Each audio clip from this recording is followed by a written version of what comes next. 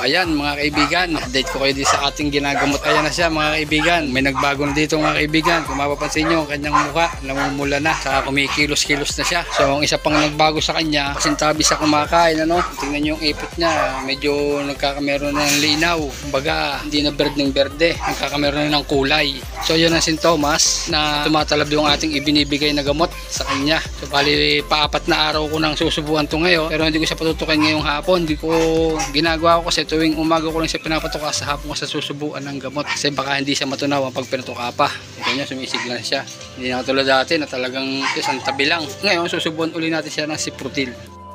Yun mga kaibigan, isa lang may bibigay ko sa kanyang gamot at hindi ako nakabili ng Pyrestat powder. So baka bukas ko na siya painumin ng Pyrestat powder mga kaibigan. So mas mahalaga to.